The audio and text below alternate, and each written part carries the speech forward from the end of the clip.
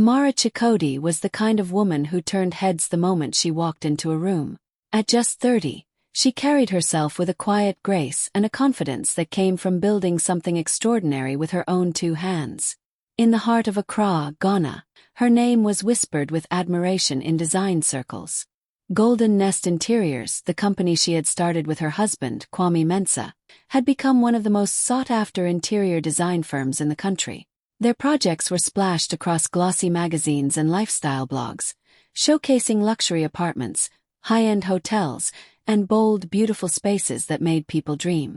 Together, Amara and Kwame were the picture of success. Young, stylish, and powerful. To everyone watching, they looked like Africa's next billionaire couple, the kind of pair that inspired hashtags and envy. But behind the glowing headlines and perfect Instagram photos, Amara carried a truth that few knew. Every late-night meeting, every risky investment, every sleepless hour spent sketching designs and negotiating contracts had been hers. She was the one who used her inheritance to take the first leap, the one who stayed up until dawn working on proposals while Kwame charmed investors at parties.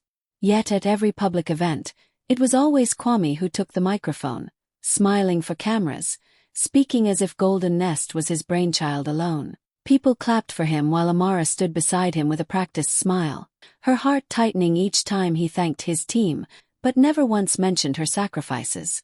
On the outside they were a power couple. Inside, Amara was beginning to wonder if she was simply the power behind a man who had forgotten her worth. The first whispers started like harmless office chatter, soft giggles in the break room, quick glances exchanged when Kwame's name came up. First, Amara paid no attention. Golden Nest Interiors had grown so fast that late nights were normal, and Kwame often stayed behind to finish deals with clients. But soon the talk became harder to ignore. Assistants mentioned that Kwame's new secretary, Selassie, always stayed long after the rest of the team had gone home. Someone joked that Selassie's lipstick seemed fresher at midnight than it did at 9 in the morning. Selassie was hard to miss. She was young, strikingly beautiful, and carried herself like a woman who knew the effect she had on people.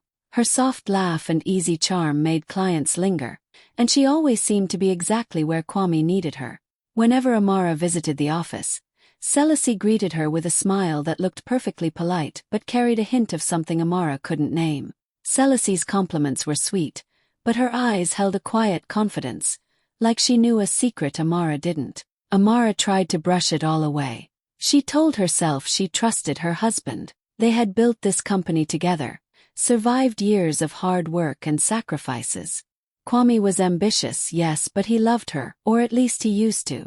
Still, something inside her began to tighten each time she saw Selassie's name on Kwame's calendar. One late evening, Amara returned to the office to pick up a forgotten folder. The building was quiet, the air conditioning humming softly. As she walked past the design studio, she heard faint laughter coming from Kwame's office. She froze, her heart suddenly racing. The door was closed, but voices drifted out, Kwame's deep tone mixed with Selassie's playful giggle. Amara's hand trembled as she reached for the handle, but she stopped herself. Instead, she stepped back into the shadows, straining to hear. A few days later, her fears sharpened into something undeniable. While passing the staff lounge, she overheard two junior designers whispering over coffee. "The boss's meetings," one of them said with a mischievous grin, "now last until sunrise." The other laughed softly. Selassie must be very good at presentations. They didn't notice Amara standing behind the door, frozen in place. Her chest ached as their words sank in. 100 late nights suddenly made sense. Every emergency meeting, every unexplained delay, all the tiny signs she had ignored now formed a cruel picture. She walked away before they could see her, forcing herself to keep her head high even as her stomach twisted. On the outside she looked calm, the perfect co-founder and wife. But inside, a storm was building, one that no amount of polite smiles could hide. The night of the Golden Nest Interiors product launch was supposed to be one of the proudest moments of Amara's career. The new luxury furniture line had taken months of planning, endless sleepless nights, and a small fortune to perfect. Investors, celebrities, and journalists filled the grand ballroom of Accra's most elegant hotel. Golden lights glowed against the glass walls, soft music floated through the air, and photographers moved like restless bees, snapping pictures of the city's most powerful names. Amara arrived in a stunning emerald green gown that hugged her figure and shimmered beneath the chandeliers. She had imagined walking in beside Kwame, smiling for the cameras, showing the world the unstoppable team they had built together. But as she stepped onto the red carpet, Kwame was nowhere in sight. A ripple of curiosity moved through the crowd. Guests whispered, craning their necks toward the entrance. Then the doors opened, and all the air seemed to leave the room. Kwame walked in confidently, his hand wrapped around Celice's like they were the evening's royal couple. Celice wore a daring gold dress that sparkled under the flashing lights. Cameras erupted in a frenzy. Gasps echoed against the marble walls. Amara felt the world tilt beneath her feet, but she stood frozen, her nails digging into the clutch in her hand. Kwame didn't even look her way. With a broad smile, he led Celice toward the stage as if this were perfectly normal. "Ladies and gentlemen," he said into the microphone, his voice smooth and commanding, "allow me to introduce the future of Golden Nest, Celice Addo."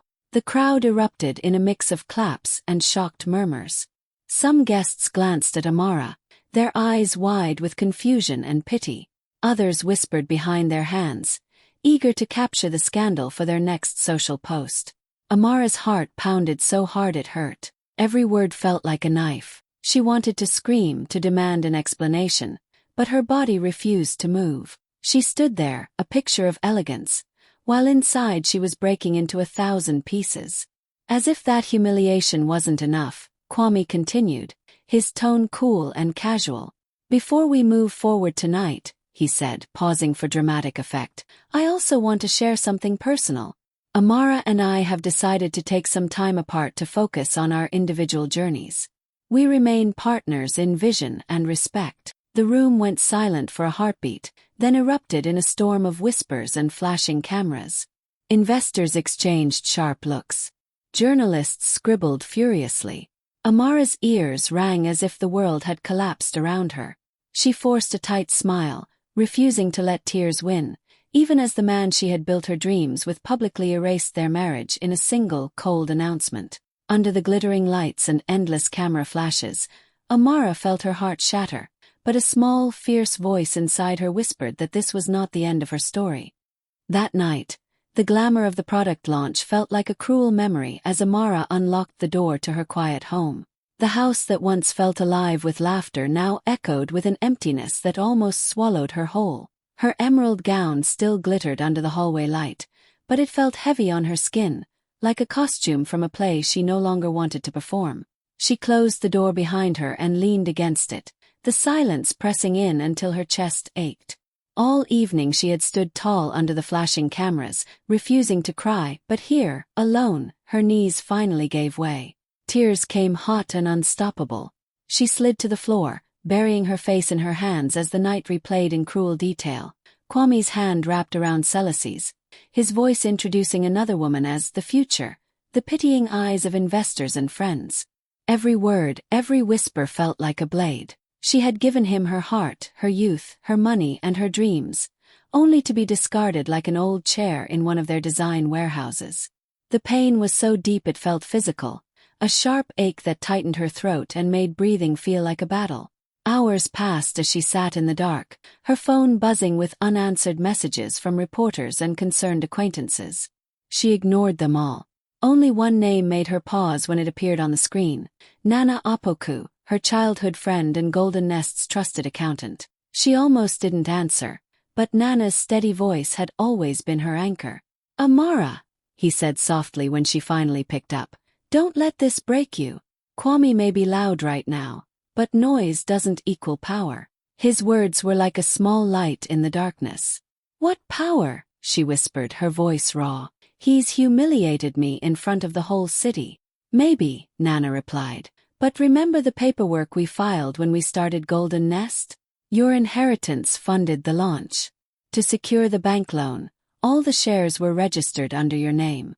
Kwame never updated the records. Legally, Amara, you own the company." For a moment, Amara couldn't speak. She wiped her swollen eyes, certain she had misheard. I own it.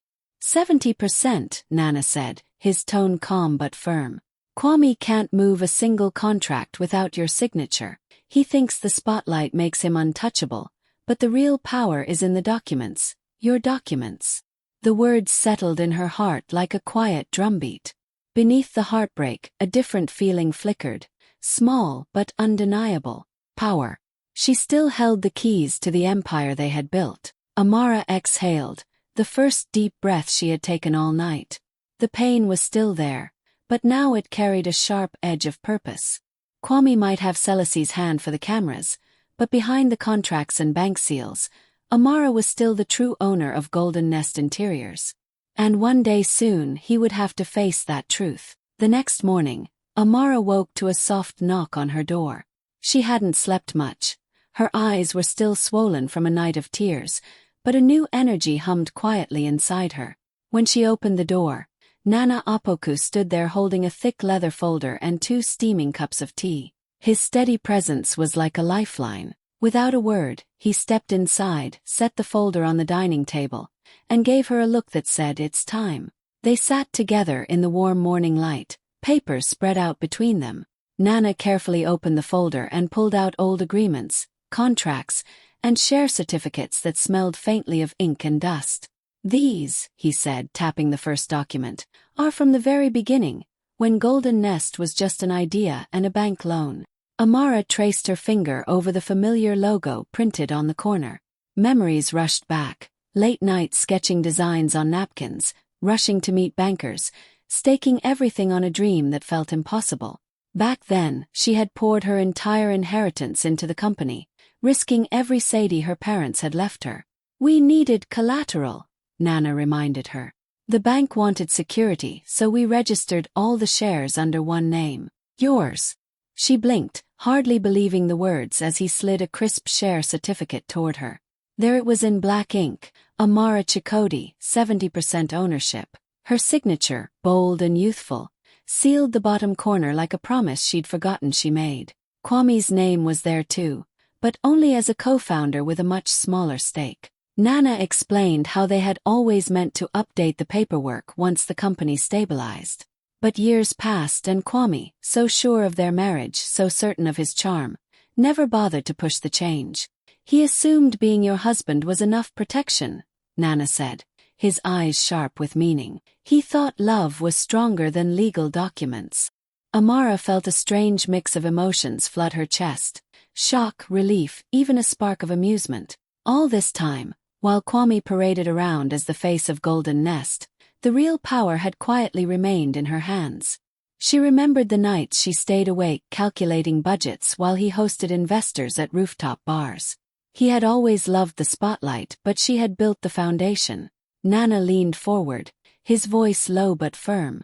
"Kwame thinks he's untouchable, but these papers mean every decision, every sale, every contract still requires your approval. He can't sell a single chair without you." Amara picked up the certificate, her fingers trembling slightly as she held it. The weight of the paper felt different now, heavier, stronger, like a shield she hadn't realized she possessed. The heartbreak was still there, but beneath it burned a quiet power. For the first time since the public betrayal, Amara allowed herself a small, knowing smile. Kwame had chosen humiliation over loyalty, but in his arrogance, he had handed her the very weapon that could change everything. A week later, Amara sat in her office at Golden Nest Interiors, the city lights of Accra twinkling outside the tall glass windows. She had returned quietly after days of silence, moving through the building like a ghost while gossip buzzed around her. Staff members greeted her with cautious smiles, unsure where their loyalties should lie. Kwame and Celace were now parading their relationship openly, laughing in corridors as if nothing had happened. Each sight of them was like a fresh wound, but Amara kept her face calm, her steps steady.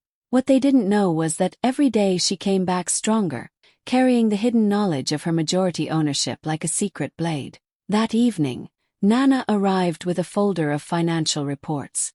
His face was tight with concern. "You need to see this," he said, lowering his voice as he placed the papers on her desk.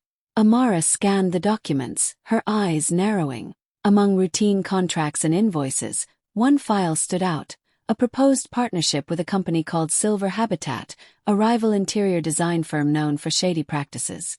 The numbers were huge. A multi-million CD contract that would give Silver Habitat access to Golden Nest's exclusive designs and client list. Amara flipped through the pages, her heart thudding. At the bottom of the contract, she spotted a familiar name.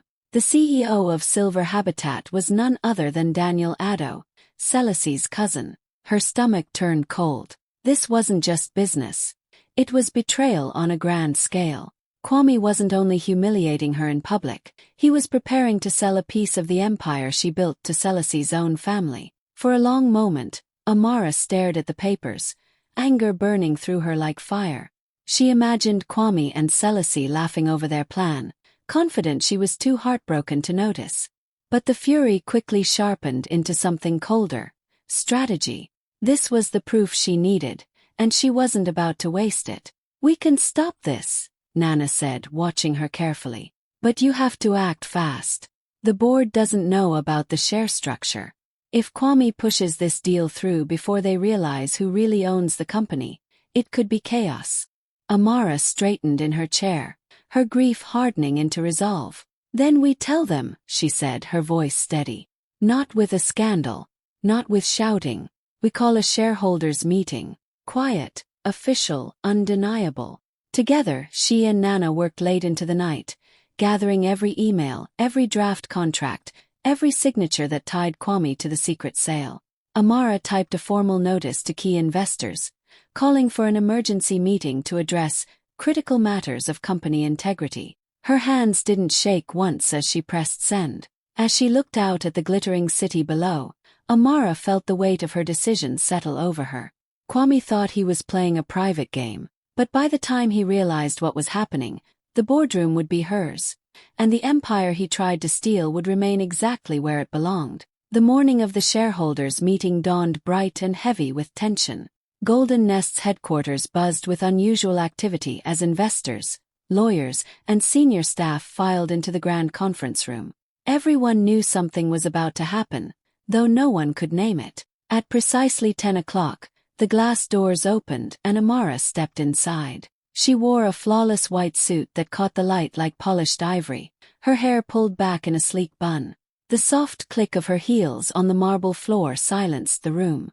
Every eye turned toward her, some curious, some nervous, all aware that this was not the same woman who had stood quietly at past meetings. She greeted no one, only offered a calm nod as she walked to her seat at the head of the table, a chair Kwame usually claimed. Kwame arrived seconds later, flashing the easy smile that had charmed investors for years. Celice trailed behind him in a fitted black dress, carrying a stack of glossy presentation folders. They moved as if the company already belonged to them. "Good morning, everyone," Kwame said smoothly, sliding into a seat near the projector. "Today I'll be presenting an exciting expansion plan that will take Golden Nest to new heights." He launched into his pitch with practiced confidence, pointing to charts and projections on the screen. His voice filled the room, but Amara barely listened. Instead, she waited, her hands resting lightly on a crisp folder in front of her. When he reached the part about partnering with Silver Habitat, the rival firm owned by Celice's cousin, she quietly stood. "Before you continue," Amara said, her voice steady but carrying enough authority to cut through the room, "I have a document to share with the board." The room fell silent. Investors exchanged puzzled looks as she opened her folder and pulled out a single sheet of paper, the original share certificate of Golden Nest Interiors. She held it up so everyone could see the bold print at the top and the unmistakable signature at the bottom. "This," she said clearly, "is the founding share agreement. As you can see, 70% of Golden Nest is legally registered under my name. Every major decision, including partnerships and expansions, requires my approval." For a heartbeat, the room froze. Then came the sound of chairs shifting, muffled gasps, and whispered questions. Investors leaned forward, eyes wide as they scanned the document passed around the table. Kwame's confident smile faltered. His fingers tightened on the edge of the projector remote. "That's impossible," he blurted, his voice cracking just slightly. We agreed years ago. We discussed changes, Amara interrupted smoothly, but the paperwork was never filed. And as we all know, in business, paperwork is everything. The weight of her words settled over the room like a thunderclap. Investors who moments ago nodded at Kwame now turned their attention fully to Amara, their expressions shifting from confusion to respect. The balance of power had shifted in an instant, and everyone could feel it. Kwame opened his mouth to argue, but no words came. Amara remained standing, calm and radiant in her white suit, the silent proof of her authority glowing under the conference lights. For the first time in years, the empire they had built no longer hid behind his smile. It stood firmly in her hands. The conference room felt electric, charged with attention so sharp it almost hummed. Investors sat forward in their chairs, eyes fixed on Amara as she calmly placed the share certificate back into her folder. The silence was heavy, broken only by the faint whir of the ceiling fan. Kwame sat frozen, his once confident smile now replaced with a tight, nervous line. Selassie fidgeted beside him, her polished composure slipping as whispers rippled through the room. Amara rested her palms on the glossy table, her white suit glowing under the lights like armor.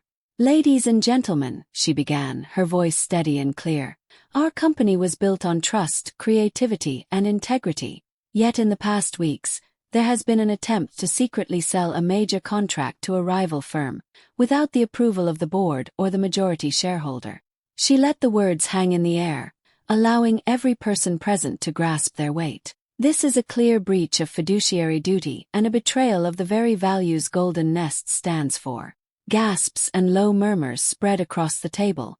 One investor shook his head in disbelief. Another leaned toward his neighbor, whispering sharply. Amara continued, her eyes sweeping over the room before landing firmly on Kwame. "As majority owner, I am moving a motion for the immediate dismissal of Kwame Mensah and Selassie Addo from all positions within Golden Nest Interiors, effective today." For a moment the room was silent again, then came a chorus of voices. "I second the motion," said one investor firmly. "Agreed," echoed another. Hands raised around the table in quick succession, the decision unanimous. The power that Kwame once wielded with a charming grin was gone in a matter of seconds. Kwame shot to his feet, his chair scraping harshly against the floor. "You can't do this," he barked, his voice cracking with disbelief. "I built this company. This is my vision." Amara remained seated, her calm unshaken. "You built it with me," she replied softly, "but you broke the trust that kept it alive, and trust cannot be rebuilt with lies." Security personnel stepped quietly into the room at Nana's signal. The tall guards moved with quiet authority, their presence undeniable. Selassie clutched her handbag, her eyes darting nervously as Kwame turned toward the investors, searching for support, but no one met his gaze. The board members who once laughed at his jokes now looked away, their loyalty shifted to the woman who held the true power. "Amara," Kwame pleaded, his voice dropping to a desperate whisper. "We can talk about this. Don't embarrass me like this." "This isn't about embarrassment," Amara said, rising at last to face him. Her eyes were steady, her voice like steel wrapped in silk. "It's about protecting what I built when no one believed in me." The guards stepped forward. Kwame's shoulders slumped as he realized there was no way back. Slowly, he allowed them to escort him toward the door. Selassie followed, her heels clicking sharply against the polished floor, each step echoing like the final punctuation to their downfall. When the doors closed behind them, the room exhaled in unison. Amara remained standing, her gaze steady as she addressed the board. "Golden Nest belongs to those who honor it," she said simply. And in that moment, everyone knew the company had a new and rightful leader. 2 days after the dramatic boardroom showdown, Amara sat in her private office reviewing contracts when the receptionist called to say Kwame was waiting downstairs. For a moment she considered refusing him, but curiosity tugged at her. She told security to let him up, more out of duty than desire. When the elevator doors slid open, Kwame stepped out looking nothing like the man who once charmed entire investor panels. His tailored suits had been replaced by a wrinkled shirt and tired eyes. His usual confident stride now a hesitant shuffle. "Amara," he said softly as he entered the room, his voice carrying the weight of sleepless nights. "Please, just give me a few minutes." Amara gestured to the chair across from her desk. She remained perfectly composed, her white blouse crisp, her posture straight. The quiet authority in her presence seemed to shrink the space between them. Kwame sat, clasping his hands like a man clinging to the last edge of a cliff. "I made a mistake," he began, his words tumbling out in a rush. "Selassie, she came on to me. I was stupid. I let the attention get to my head. Meant nothing, Amara. You have to believe me. I was seduced, but my heart was always with you." His voice cracked, and he reached across the desk as if to take her hand. Amara didn't move. She simply studied him, her dark eyes calm and unreadable. Inside, memories of his betrayal flickered like sharp glass. His smile beside Selassie, the cruel announcement at the product launch, the secret deal with Silver Habitat. Each memory hardened her resolve. "Kwame," she said at last, her voice even but firm, "you weren't seduced. You chose to humiliate me in public. You chose to risk the company we built. You chose to sell our dreams for attention. Those were not accidents. Those were decisions." He flinched at her words, his shoulders sagging as if the truth itself had weight. "I was wrong," he whispered. "I'll do anything to make it right. Just don't shut me out completely. Give me another chance." Amara leaned back slightly, her fingers resting lightly on a stack of contracts. "Another chance as my husband?" she asked quietly. "That chapter is closed. Betrayal has consequences, Kwame. Love doesn't erase them." His eyes filled with panic, but before he could speak she continued. "However," she said, her tone shifting from personal to professional, "Golden Nest still values talent. If you want to rebuild trust, not as a husband but as a professional, I am willing to offer you a consultancy contract. Modest pay. No authority. Strict oversight. If you can prove your worth with honesty, perhaps one day you'll earn back respect. But trust, that will take much longer." Kwame swallowed hard, tears threatening to fall. He nodded slowly, knowing it was more grace than he deserved. Amara rose, signaling the meeting was over.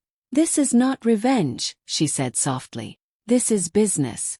And business requires accountability." As Kwame left the office, shoulders heavy with the weight of his own choices, Amara remained by the window, the city of Accra gleaming beneath her. For the first time in years, she felt completely in control of her company, her future, and her heart. The next morning, every major news station across Africa lit up with breaking headlines. "Wife quietly holds majority shares, removes cheating husband overnight." The story spread like wildfire on TV, radio, and social media. Clips of the tense boardroom showdown went viral within hours, racking up millions of views. Hashtags like #AmaraWins and #PowerOfPaper trended across Twitter and Instagram.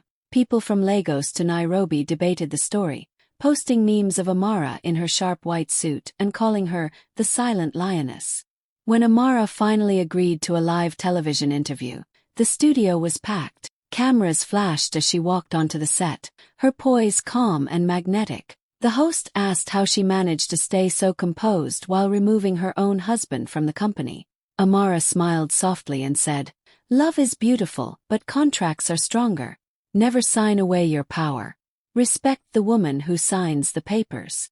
When Amara finally agreed to a live television interview, the studio was packed. Cameras flashed as she walked onto the set, her poise calm and magnetic. The host asked how she managed to stay so composed while removing her own husband from the company.